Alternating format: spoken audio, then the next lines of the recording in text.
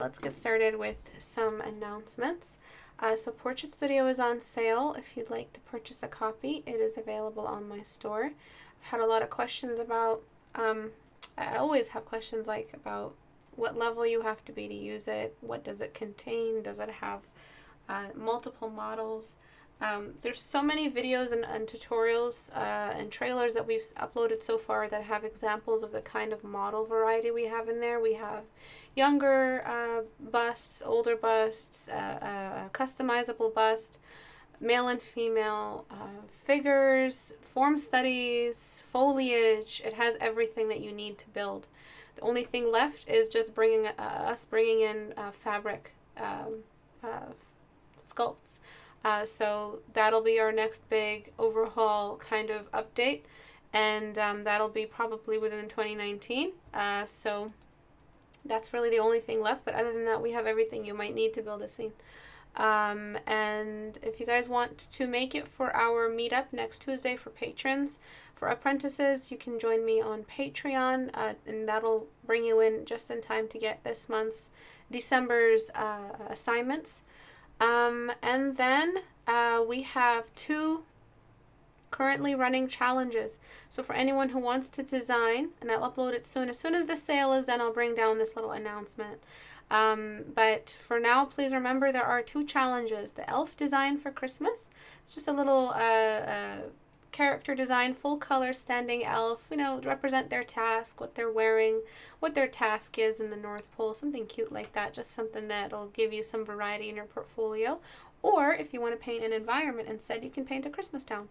And that would be just looking at your composition, looking at your horizon line, how you're using your camera, what the design is for the Christmas town. Is it a bunch of clustered little elf houses dangling from some trees, or is it an underground cavernous Christmas town that has glowing bioluminescence and stalagmites and stalactites that glow?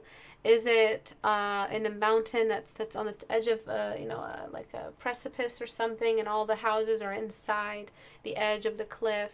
Or is it just a cute little small little elf town where the grass is so high and everyone's so small, and they use little buttons for tables and stuff like that? Is it like a tiny little world, like little people or something like that?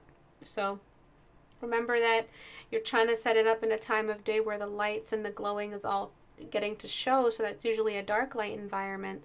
But hopefully that'll inspire you. That little brief will inspire you on what's expected out of the holiday Christmas town design. I will do the critique hour for that on the last day before I go on vacation. So it might be Thursday or it might be Tuesday. Thursday might not be possible because I'm expecting a guest on Thursday. But on Tuesday, the 18th, it might be the day we do the critique hour for the holidays, and that'll be the last one before our Christmas vacation. So that I usually take like a couple of weeks off for that, just because it's so crazy busy and so much family. And that's it for announcements. So if you guys have any questions, I'll upload the thingy soon, and you guys can ask all the questions you want. I'll try to find the old announcement and put it up. And then update it so that you guys can see what last year's brief looked like. So let's get started. Okay. Yeah, do the elf challenge, Finn. I'd love to see what you sketch. Make that your next assignment. Skip the flute player for now, for your classes, and go straight into the holiday design. Let's see what you can do there. Okay, it's just a simple standing character design, simple gesture. It's not a turnaround, it's just one character, and you're just designing what they do. What's their task? Are they the builder? Are they the beast master? Are they the ones that paint things? Are they the ones that tinker around? Are they the communications manager or the PR rep? What do they do in the North Pole? What's their job? And represent that with their chosen costume or how they're standing, or their demeanor, or their gesture. Is it the storyteller elf, the old grandpa telling stories? Is it the cooker, the chef, the cooker? Is it the cake designer? Which elf is it? Is it a combination of 2 jobs? Anyways, let's get started. So this is part of the creepy creature design. So I'm doing these scattered across the different critique hours that I have. This is for the same challenge. That both of these are character environment integration challenges. So we are choosing a task and we're creating an environment that task is for, that an environment that requires this task. So for everyone to get around, they have to learn how to pole vault. And so that's what this tribe is all about. All of the warriors know how to pole vault. And here, this is a creepy creature design. So you're supposed to design the creature so that it looks like it needs its environment in order to survive. So this is a centipede type ant venomous creature that hunts. Its choice meal is explorers. So obviously its chosen prey might be other smaller insects or full creatures like leopards and panthers, or any creature that's smaller than it. It can poison it, immobilize it, and then suck its blood. So I want to see that. I want to see what it is that it does. It might not even be sucking its blood. It might just be eating its whole, like a snake, or something like that. But I want to see that you are incorporating the creature into its design, into its environment. Its design is incorporated into the environment. So what's happening here? Let's talk about the problems in this painting. What is happening is that everything is happening all the way over there. All the way in the distance. You can barely hear what's happening. Maybe you hear like a crunch of a spine will break, and that's it. That's all you're gonna hear. It's not intimate. It's not an intimate experience with the viewer. There's nothing happening. We don't feel any tenseness. This thing is scary, yeah, because look at all the sharp points. You've indicated this thing is danger zone. Don't go near here. But look at how much space you have in the canvas that has not been used. You might as well have just cropped the painting right there. Boom, we didn't lose anything. Honestly, we didn't lose anything. In fact, we made this more of like an active scene. The character is closer to us now. So what were you doing with all this extra space? Nothing. All right, so there's cropping for you, a quick little lesson on cropping, but I don't want you to crop every time you have a composition problem. That's not good drafting. So what we want to do is carry this fella, this poor fella, all the way over here. Okay, and we need to do something else with him that shows how shocked he is. So first and foremost, I'm going to give him more of a upward look. So I'm raising his jawline.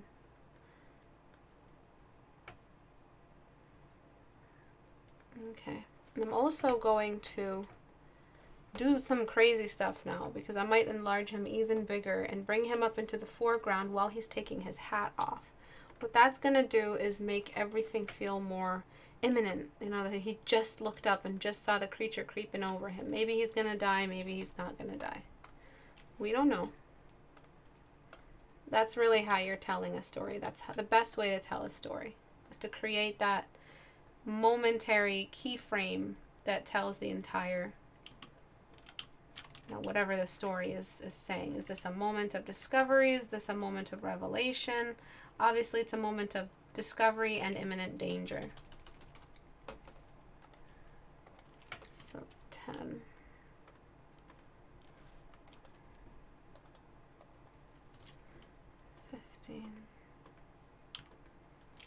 Might be best. Okay. I'm also going to darken him. Why am I only worried about him? Because right now he is my legend. He is my reference system for the depth. Right now I don't care about the bug. The bug can easily be placed in an ideal spot and repainted in some ways. What's happening is that your composition is all off. So he needs to go darker. And he needs to be the darkest object in here. And he needs to be freaking out. So let me get rid of the guy behind him. Let me bring in a depth. Sorry, my tablet is off. It's thingy. Right, let me make this, flip the canvas. Alright, and then I'm going to take his hat off. And I'm going to give it to his other hand. What that will do is make it so that he just discovered the creature. Like he just discovered it. So either the hat can go this way, or so he just discovered the hat. I mean, he just discovered the creature, so he just took his hat off, and because he was trying to look up, and his hat's in the way.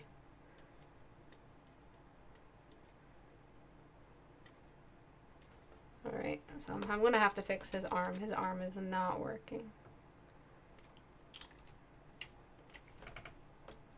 Where are you? Alright, and he's looking up. So he's just discovered him. He just went through the leaves. He just discovered him. And there's some more leaves in the way. Some stuff he just recently brushed out of the way.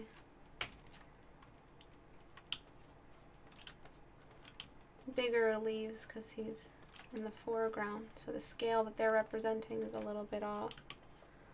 And all this stuff is happening in the foreground. And I'm just going to grab a darker value to throw over here. So one of the things that the bug is doing is eclipsing over his entire vision. He can't see anything past the bug. The bug is so big and it's in the way of the light. And it's completely eclipsed over him. So we need to recenter it. And I need to work a little lasso magic now. Wish me luck. Because this creature has just completely dominated his line of vision. That's why he's taken his hat off. So 30.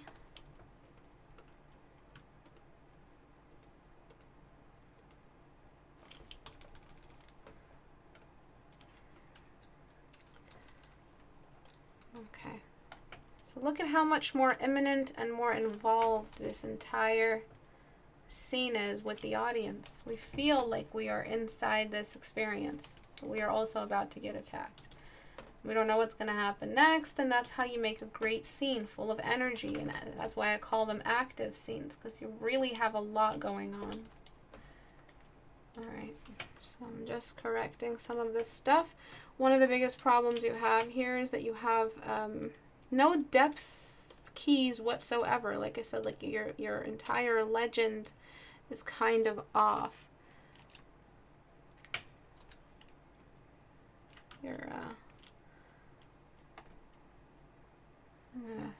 I can't do this. I have to lasso as much as I can.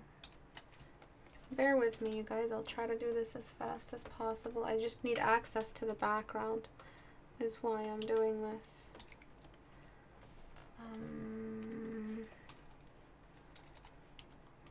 Because a space behind the bug is gonna have to be revealed. I might just have to cheat a little bit and just erase away at where the bug is. So look at that. It's about to attack him. I mean, it's spewing venom, so it is attacking. This isn't a static scene. It isn't a scene that has nothing going on. It isn't just an establishing shot. Is it an establishing shot? No. An establishing shot is just a quick pan over. Here's where everything is. Here's where everybody is. And everybody's just going to be here, and that's it. Another thing is when humans are about to get eaten alive, usually we duck. Usually. Not all the time. But sometimes we duck a little bit. Alright, so that means that he's supposed to have a neckline that is lower. So he's kind of like, holy crap. The way when, you're looking above you, directly above you, and you just discovered like a cavernous scene or something like that. You kind of crouch your head right into your shoulders and you raise your shoulders. So this guy here, he looks like he's shocked. I also want him to look like he's about to defend himself. So his hand in front of his mouth is just a little bit not immediate enough. Maybe he just brushed aside a leaf and his hand is Maybe reaching for his dagger. Oh no, here he's looks like, oh well, looks like I'm I can't put his hand reaching for the dagger, it's reading wrong. So he has to look like he's about to dash.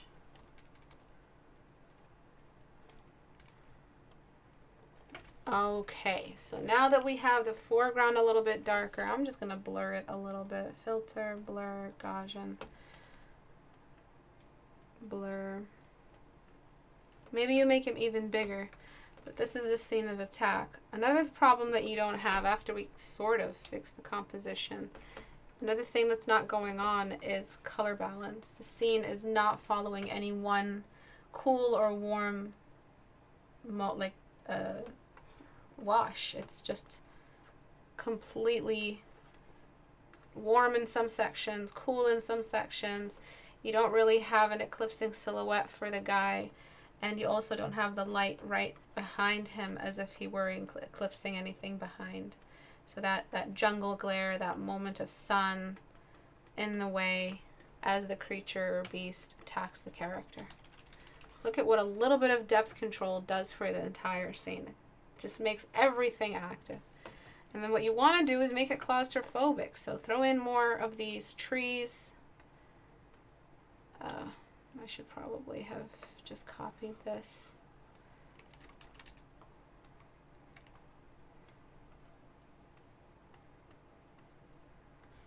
Throw in more. Throw some into some depth. Okay. And let me grab my hard brush and just imitate some of your texture here.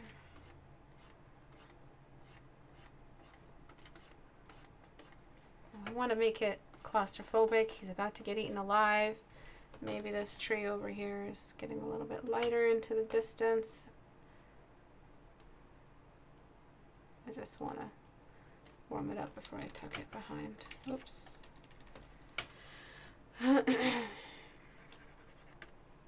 Okay, so that random empty area is now filled in. Maybe I'll darken it a touch more. And then I'm just going to hand paint some branches. So I'm trying to work as fast as possible. Oops, I'm duplicating that too much. I'm trying to work as fast as possible because I have that other piece. Remember, this is from Worm's Eye, so you can make that kind of branching effect because we're from the bottom. So it'll look like a lamp pole with a couple extra lamps attached to it. And just filling in the scene as much as possible with more foliage.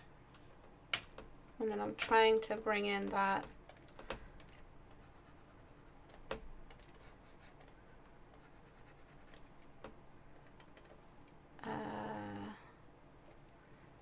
fog, that glare.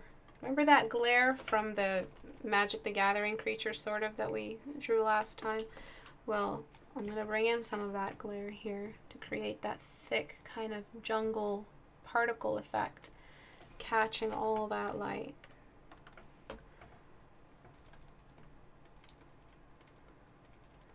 Okay. And that's the creature just about to dive. He just sprung out. Probably waits in the trees.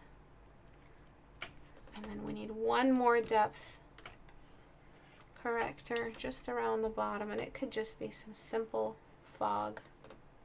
Fog is your best friend. And then finally I'm just gonna give anything in the distance the same diffusion color. So the environment, what color is it? Green. It's jungle, it's thick and purpley green, so I'm gonna try to find like a bluish green, just like that. Purpley green makes no sense, but that's the color I'm just going to give everything. If I want to change it, it's okay, because I'm just giving this purpley green to anything that the light isn't touching, and I am going back at this extreme sunlight driven environment, and I'm just going to throw in some more of those little scattery pieces. I need to fix this lasso job that I did. And I need to do one more thing, which is establish the silhouette for the bug. The bug right now is sharing a lot of value stuff in the background. Like, see this? The bug is sharing that with the background. That as well. So this is when you're manually doing some stuff. Sharing that color with the background. There's a bit of a tangent between its tentacle or whatever that is. Antenna. It's sharing values with this. When I say sharing, I just mean this tree is too close to the midtones we're seeing everywhere else. Okay. So it's a lot more active. Our foreground is right there in the action. We feel closer. It's not, a lot of you paint like everything is a stage away. Stop painting like everything is a stage away. Write that back to me. Stuff should be a lot closer to the viewer. You're building a cinematic scene. So take advantage of that. We're going to have some rim light. I'm just going to pretend this is a hairy little boy. I'm going to bring in those rim. Look at that. Yummy. A little bit of hair there. This is just going to help us create a distinction between the background and the bug even more. Don't overdo it, please. Don't be a pleb. Don't overdo it. I don't think this is actually part of the bug.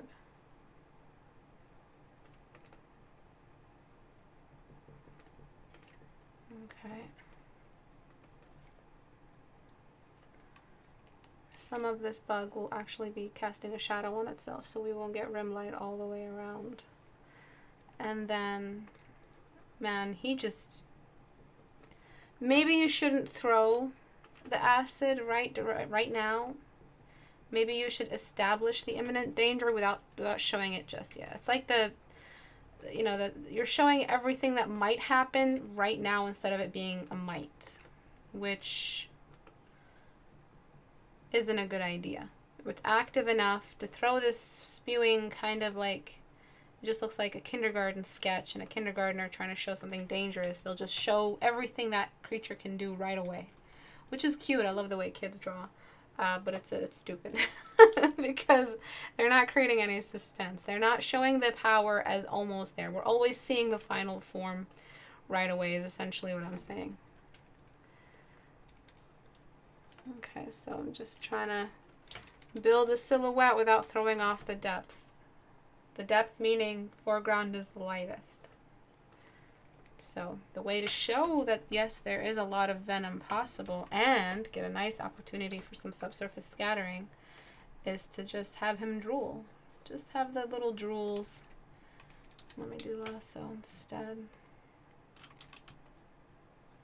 It's just drooling a bit.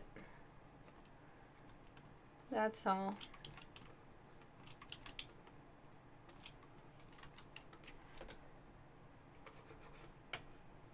Okay, and guess what? Subsurface right there.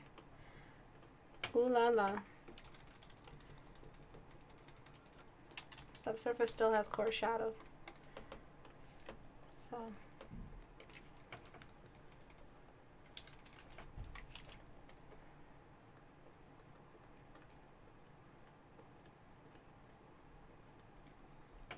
Nice bit of drool. You can even give it a magical glow.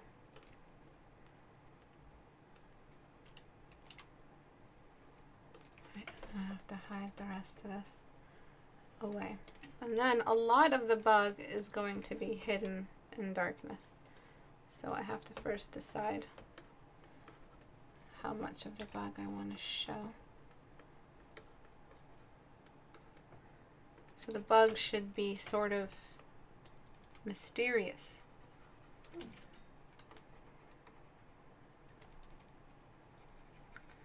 was going to say something really dumb, but I'm so happy I didn't say it.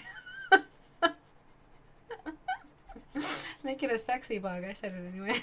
I don't care. Give it that sex appeal. Make it a mysterious bug.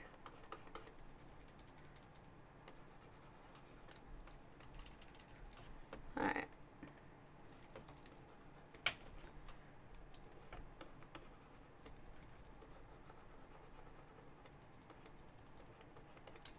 I think I'll make the drool more stringy because it is a bit lame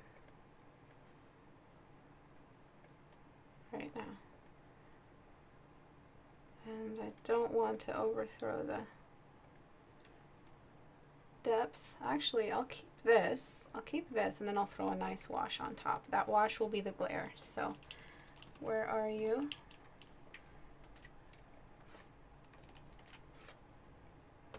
And I have to bring that all the way down. Not too much of a separation, but just enough. And again, not too much separation from the guy and the base, because you cannot have foreground just sitting there. There's fog and everything. There's that little bit of atmosphere and ambience and everything. So we have these nice separating levels of atmosphere. Without them, things are a little bit closer to each other and more clear, like clear day. So I wouldn't use levels of atmosphere in a non-thick jungle, but a thick jungle is exactly what we use different levels of atmosphere on. You need one more level of detail between, like one more ground level of leaves between this level of depth and this level. This is just too much of a jump. And I'm just going to decrease that ambience the lower we get, because I already threw a lot of fog down there.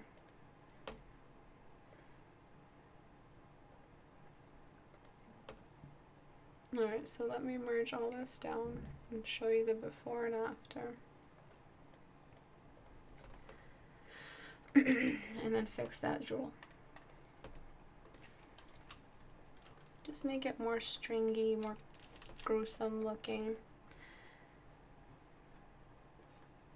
As for the bug is like this twisty, turny thing, and you just made its twisty and turniness completely mixed in with a branch. Don't you want to show off how twisty and turny this bug can be?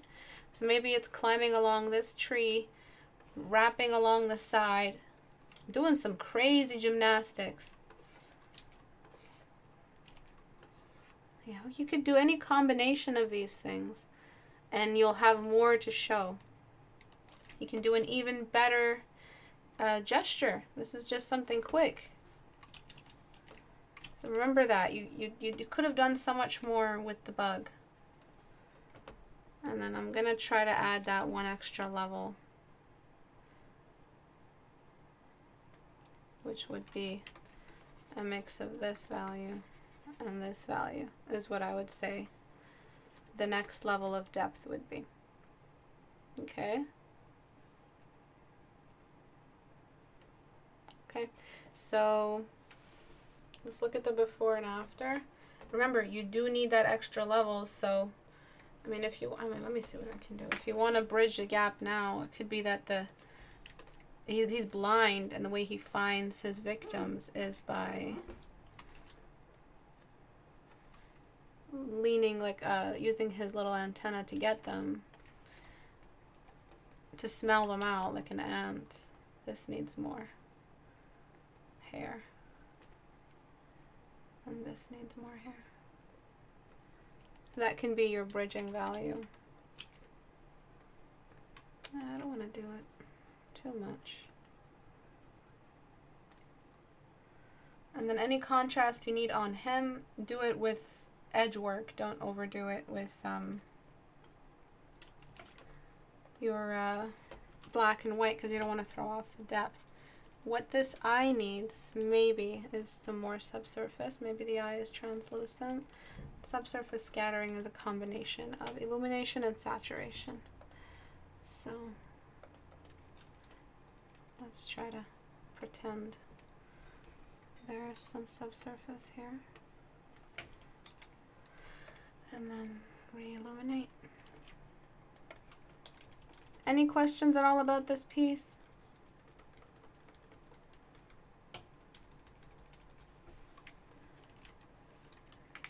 This whole section here needs to be a bit darker. His legs should all have their own depth level as well. Not all the legs are the same value.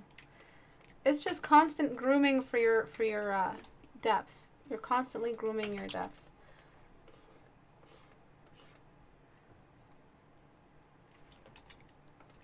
And the far away pieces are lighter.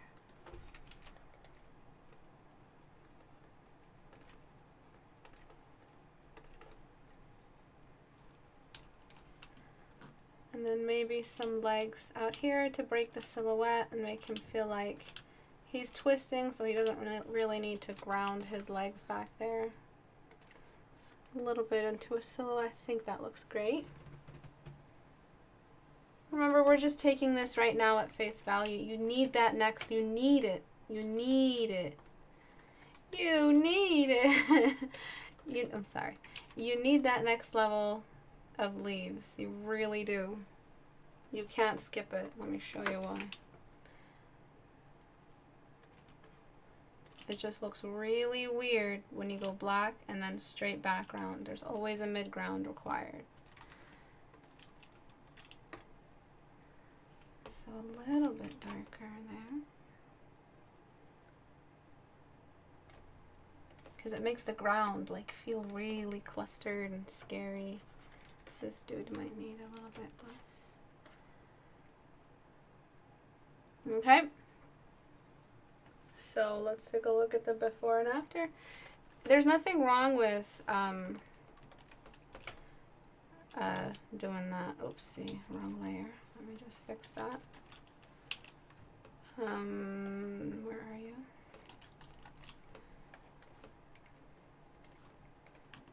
There's nothing wrong with raising this up a little bit higher like that. All right, you can always do this to make it more of a crazy scene. You just have to raise that fog level a little bit higher.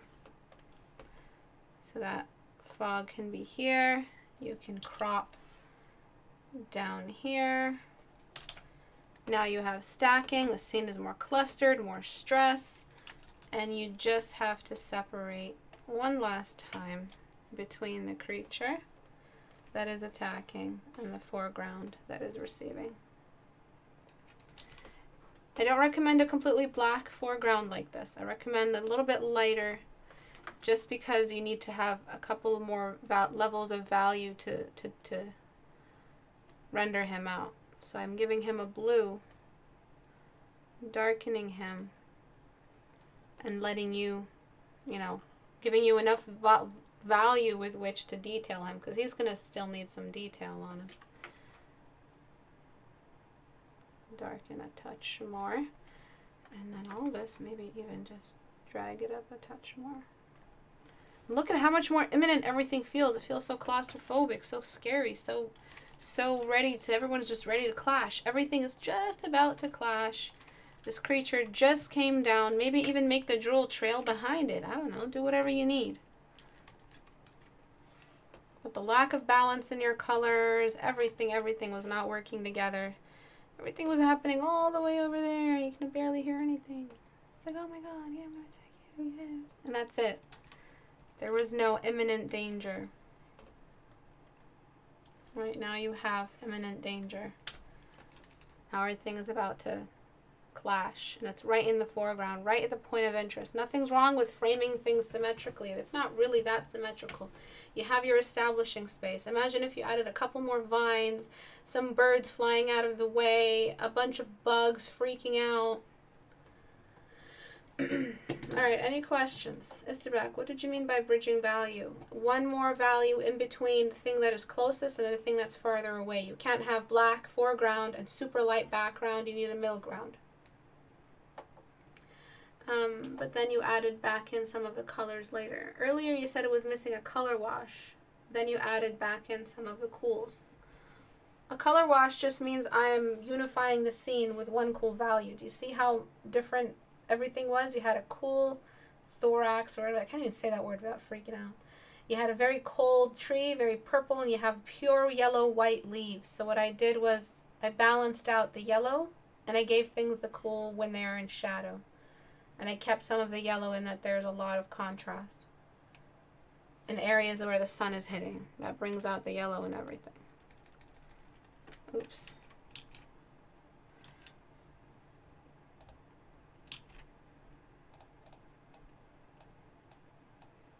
Oh, son of a cow.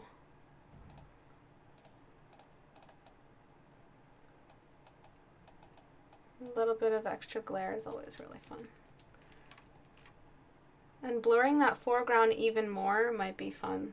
And remember, this is a really bad gesture I did for the hat. You might want to make the hat facing us, like he's slowly, but, you know, with full fear and caution and trying not to move as much as possible. Or maybe staying still because he knows better, or maybe it smells him, but if he moves, it'll definitely attack. Something like that. He's just being as slow as possible. I don't mind seeing so much of the face. Remember, it was about the creature, so you can cheat a little bit and show more of the creature. It doesn't matter. I would make the foreground even lighter and work my way dark as I detail the foreground. These are all just starting values. Then we have the pole vaulting scene. So one of your biggest giveaways of the perspective is this middle rock. This middle rock is the king of the drawing. It's really not this guy. This guy is secondary. This is the king of the drawing. And you have him so small and with almost no perspective added. This is supposed to be a worm's eye perspective. And there's like no perspective almost added. It really doesn't feel like these guys are in any kind of danger. I mean, why are they even pole vaulting? This is just like a monument type of environment. Nothing's really going on. So why do they need to be pole vaulting? Well, let's just make it a volcanic environment. They can't step foot on the ground. They have to pole vault or else they're going to get singed. So I'm just fixing the perspective now. Showing more of the nostril. Less of the far cheek. Alright. And then what you have going on down here .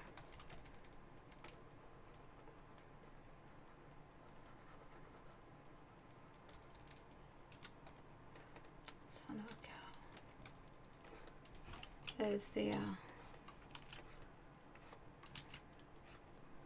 pole vaulting you have, and then I would bring that down a touch in values. So select that, make the space under it, have the sky color, lower down opacity, and now I have a nice fade on that character.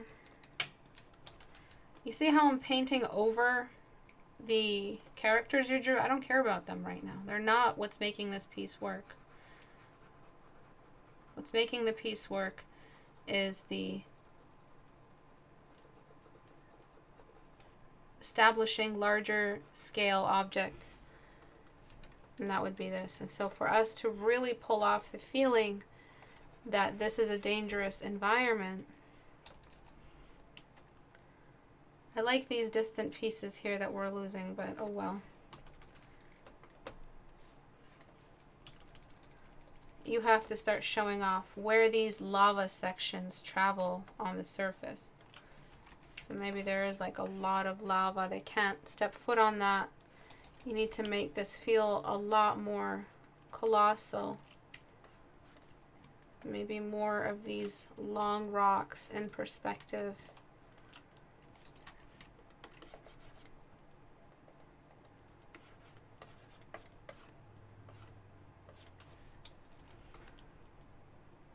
Maybe some more like crazy environment.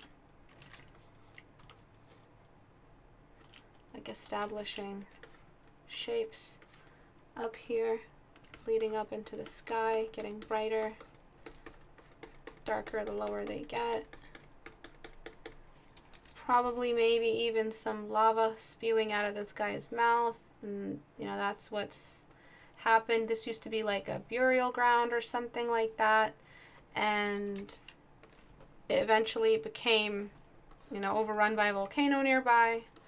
And so the statues that used to stand, you know, so beautifully eventually became imbued with lava, so the only way for them to live in their sacred land is to just jump around with pole vaulting and poles and whatnot. These clouds you have are completely throwing off your light environment in the time of day. You can still have clouds that are visible without completely interrupting your physics here.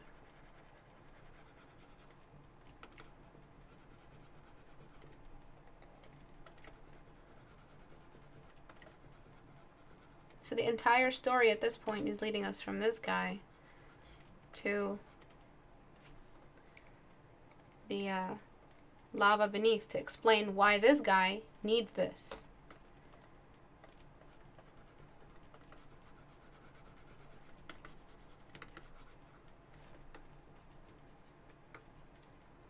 Alright, so these are really rough lines. I am sorry about that. I'm doing what I can right now. Get rid of this. Now we bring in dodge tool. Any kind of light source gets to go ham. Right? We get really nice hot values. And when it comes to light sources, dodge tool does help you. When it comes to lava or something like that. It does need to be a bit more warm, so I'm going to get a red. And maybe, just maybe, multiply. Yes. Okay, so multiply. We'll bring in not necessary warm. And then I'll go back with dodge tool. But yeah, all these choices could have been made earlier in your drafting stage.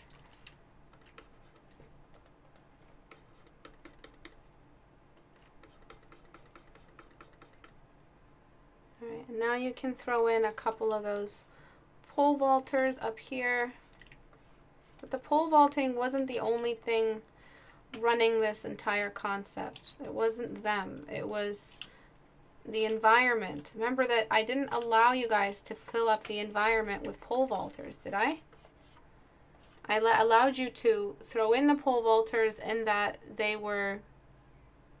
I have no idea why I made him look like... Maybe his stick should have gone the other way. Doesn't matter. It was a minor character in the environment. The environment came first. That was the assignment. The assignment was that the environment was the most important thing. And if it is partially day out there, maybe we'll have some day peeking through.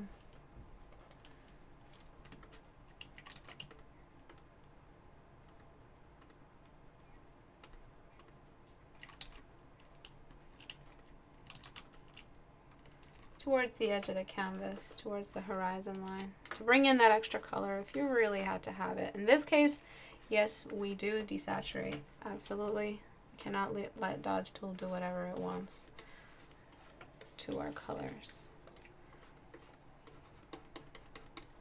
We can darken the upper half of the canvas because it's darker towards that side. Or we can darken the other way. Really, it doesn't matter. It's up to you where you want the sun to set in this environment, where east is and where west is. You need more than this to establish that this is why they need to pole vault. You need to reorganize in what direction they're pole vaulting. You probably need to shrink down the entire environment and make it like a worm's eye. But this is only one component. Other pole vaulters have this like twisted perspective from which they launch. So you have pole vaulters traveling this way, rocks working this way, tree clusters this way. Do you get what I'm saying? So you actually are in the middle of it, like you are standing in New York City looking up. You see buildings all around you. And you have pole vaulters traveling this way, other guys who just landed. I like how in your previous version you had frames going on, like step 1, step 2, step 3, but it was too flat. It wasn't as immersive. There wasn't any establishing point for why they need to pole vault. The environment wasn't dangerous. The environment wasn't in need of someone pole vault. They could have just easily walked. They could have just found a way to walk through it. What if there's bugs there? What if there's fire golems there? What if there's explosive geysers of lava there, and that's why they're doing this? And now you have another light source to reveal your characters with, which is really, really important as well. Okay, and then on to this one. I don't think I have time for this, but the gesture is really stiff. She's looking up, and she's looking up all the way, but something is still fundamentally wrong with the angle. It sort of stems from the size of her face, which isn't matching her body type at all. The expression, that's absolutely zero expression. She doesn't seem to be responding to this really beautiful experience she's in. I mean, why does anyone hold this stuff and blow it other than to be like amazed by it?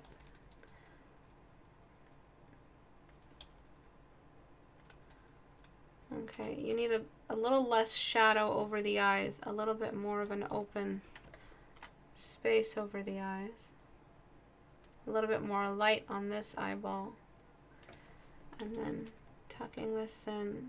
We wouldn't see this jawline anymore because she's looking up. So you can get rid of that. She's looking up. That jawline has been interrupted. We don't need an edge. We just need a simple shadow showing the change of plane. It doesn't have to be a crazy shadow either. And you'd probably benefit from a Terminator line running across here. Then your cast shadow coming off the hair makes no sense. Okay. And I'm just going to soften everything up. Her neck shouldn't be that sharp. And her shoulder line is a little bit off.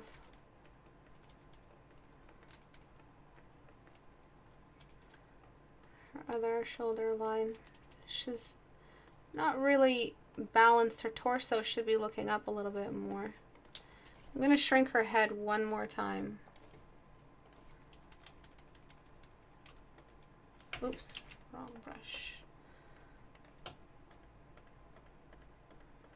Because it's, again, not making sense with her body type.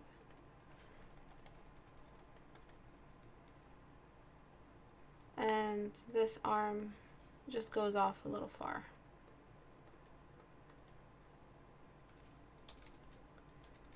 The shape of this arm is a little bit strange.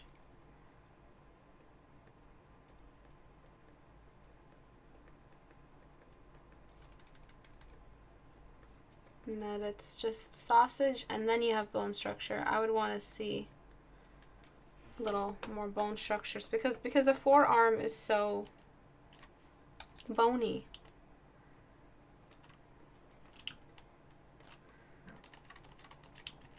And then I would tilt the arm just to give it one more little flex that makes it seem a little bit more cute. That way you're using your joints. But if you're having trouble figuring this out, you need to sculpt it.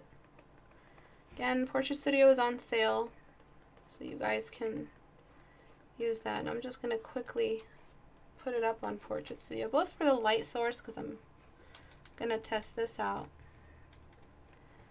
Again, we need contrast right now. There's enough light to turn this whole little thing into white. So after I fix the armpit, I'm going to open it up on Portrait Studio. Oh, and then the wing is translucent, so it's going to cast some of its color on. So that means anything under from this point down is just going to discolor the arm. So I'm going to use color, and I'm just going to throw that in there because the light is going through. And then one of the other problems you're having that's making this painting feel dull is that your light environment is very weak. The background color isn't doing much for the painting.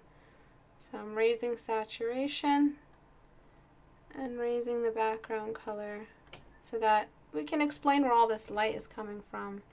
And then select inverse. I'm just going to raise her values up a touch. If you want to put some, it says tile canvas at the end of the day, you're really not going anywhere with this. But if you want to make something out of it for now, until you decide what kind of storytelling, if you need a horizontal or vertical canvas, this is what you can do. And you can bring in a gradient of sunlight moving in from one half of the canvas. So let me reselect that.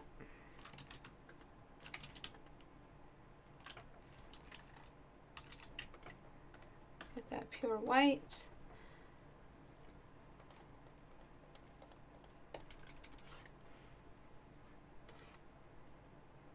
That'll kind of explain where all that glare is coming from, just from one half of the canvas. Okay, and you can lengthen the canvas, show us more of the dress. I mean, the dress is also exposed to one half of a bright environment, so it should be like 5 of these, 4, and then 2. Go back, add some more. Just like that. These are all cylinders, and they're not really shaded as cylinders. Okay, so let's take a look at the before and after. Alright, to see how strong her jaw was, her head was huge. And after we shrunk that down. Okay, so I'm just going to pose it real quick. Figures. Alright. So I'm just going to keep this open in my other scene. And just pose her. Oops, I did the pen. Okay. So she is looking this way. And up. But the canvas isn't completely in that direction, so we're seeing some of her face now. So we wouldn't see her other nostril. Take a look at that.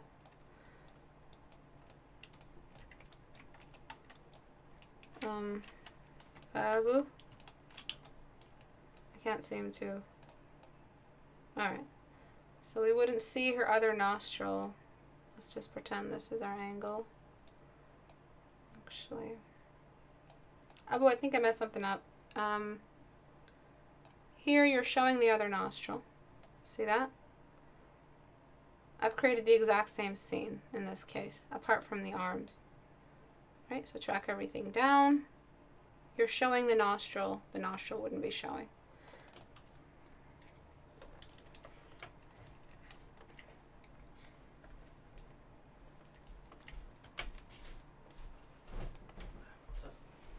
I actually couldn't pan, I don't know why. Did I not press the right buttons, or is it when you're using on-screen controls you can't? On-screen controls has a pan right there. Yeah, but how about the mouse and the keyboard?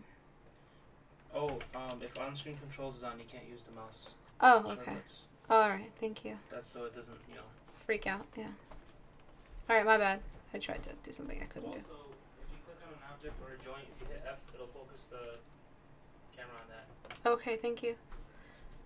So the far nostril wouldn't be visible, and then, let me see. You wouldn't really see this bump of her forehead. You really made a very masculine forehead. Really wouldn't see this. It's taking away from her feminine, build and her skeletal structure. If this little thing has completely destroyed your character, then you weren't having much of a character to begin with. Be careful with this really, really bulky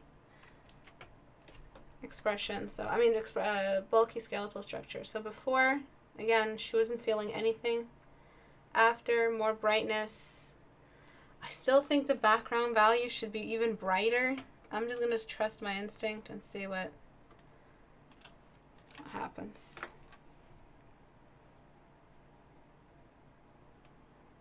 Saturation can go up.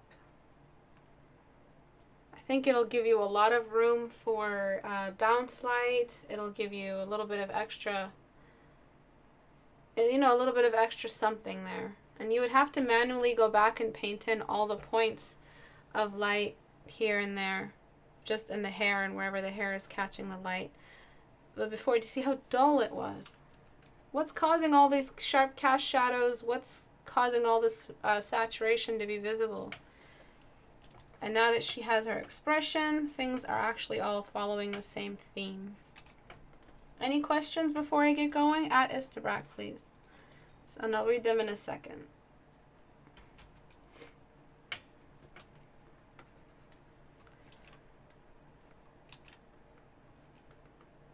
So off Tuesday and Thursday hours, I might be bringing in some of my mods to actually run a critique hour through my channel, through an event. So Antares and maybe Tyler if he's interested, Finnegan, sorry, and Tyden will come together in a call or a hangout and discuss a piece together. So if that sounds like a good idea to you guys, let me know. I do want to do it. And if for some reason I don't make it for a Tuesday or a Thursday or both, because I've just been sick lately, so I'm not sick right now, but I don't really know what's going to happen in the future. Yeah, I might be, you know, you guys will still have a critique hour, but run through the mods, led by Antares. So I'll give them my stream key, they'll be live, it'll be a whole, you know, I'll record the event, I'll maybe even attend the event. It'll be an hour long as usual. They'll go and choose something or I'll choose something for them to critique from the wall.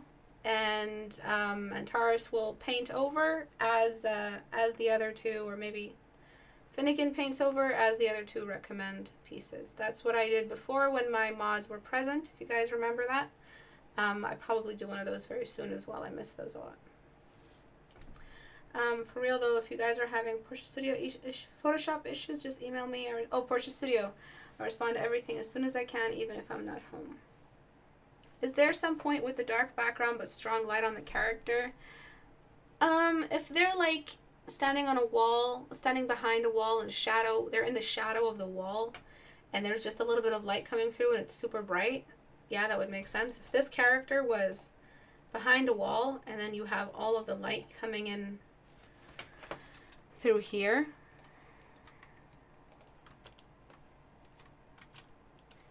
some of that, come on. Oh, I made groups, dumbass. You know, then that's the light shining through the wall. I'd understand that. But just undo my madness over here. Okay. Any more questions? Can I try doing thumbnails render for the Christmas challenge even though I haven't done a 14-day challenge yet? Yes, you can do any challenge the community has hosted, even if you haven't done a 14-day challenge. I don't know what Reddit post is out there that says Istebrak does not accept you as an existing creature unless you do a 14-day challenge. I don't know where that rule is. Like, I don't recognize you as a human being unless you do. Every single time I have a question, someone's like, can I do this without the 14-day challenge? Do I have to do 14-day challenge first? I haven't graduated 14-day challenge. I shouldn't post my work because I haven't even posted a 14-day challenge. You guys, 14-day challenge is an optional challenge. It's very recommended because portraiture is the backbone of your portfolio, but it's not a mandatory challenge. It's just for those who want to perfect their portfolios, but again, why wouldn't you want to? But if you don't have time, you don't have enough courage for that yet, you're just a little bit nervous about painting faces, you've tried it and you ended at day 3 and you're kind of just stuck at day 3, it's okay if you haven't done it or haven't finished it or don't even want to do it. It's okay. You guys can still attend and attempt you know, these challenges. They're not masterpieces. Remember that you don't have experience in portraits, and you might end up disappointed with what you painted, but still it's an optional challenge. You're not any less human for not doing a 14-day challenge.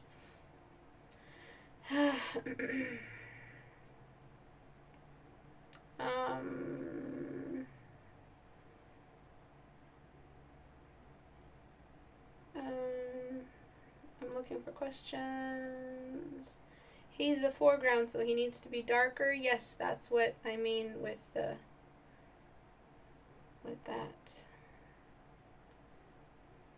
Okay. Any more questions at all? I just don't want to rush the masterpieces, as you say. I understand. Yeah, definitely. So if you just feel like doing it, remember these challenges are geared so that they also reveal your problems. They're not masterpieces. And I'm still going to critique them. You're still going to have to go back and fix them. But they are an opportunity to have a monitored and mediated masterpiece attempt in the environment of our community. You're doing something with the help and assistance of other people, and it's still going to be critiqued live. So it's not you attempting a masterpiece all on your own. It's not you turning a study into a masterpiece. Everything is monitored with a group of people that know you and want to see you improve. So it's an organized masterpiece attempt, not really a masterpiece. And it's still going to be a study. We're still going to talk about all the mistakes you made and what fundamentals will do to help them. You want to see me do a 14-day challenge? I would beat the shit out of the 14-day challenge. I will take the 14-day challenge down to its knees. I'll probably learn a thing or two. Is there a criteria list for the ELF challenge? I will try. Again, I'll post a thing for you guys, and I will pin it to the community. But I will try to find the announcements for the challenges from last year and post that up for you guys. Wait, you can? I didn't know that I didn't join the challenges because I thought I will get banned. No. Istebrak, I am trying to learn 3D modeling sculpting, but at the same time I'm using it to teach myself anatomy. Is this a good idea or too much at once? Too much at once is all up to you, but I think that's a wonderful idea. Remember, don't go memorizing every single muscle group. It's just going to teach you to paint without using skin on your characters because you're trying to show off what you learn. I have so many students in my private tutoring who I am trying to unteach, make them unlearn their excessive muscle knowledge, because the muscle knowledge is so, they put so much time and effort into it, they're heartbroken when they can't paint every single muscle and not all of their paintings look like Vegeta. You have to just take it by ear and memorize muscle groups. Memorize general muscle groups, understand the size of an arm in comparison to a body. That's anatomy. Proportion is more important than specific medical diagram muscle groups. That's all I would say about that. Sculpting is always amazing. Always fill your visual library with as much 3D knowledge and memory of 3D shapes as possible. Why is it 14? It's such a random number. No, it's not. It's 2 weeks. It's not a full month. It's half a month, and it's 2 weeks to 3 weeks is just enough time to learn a new habit.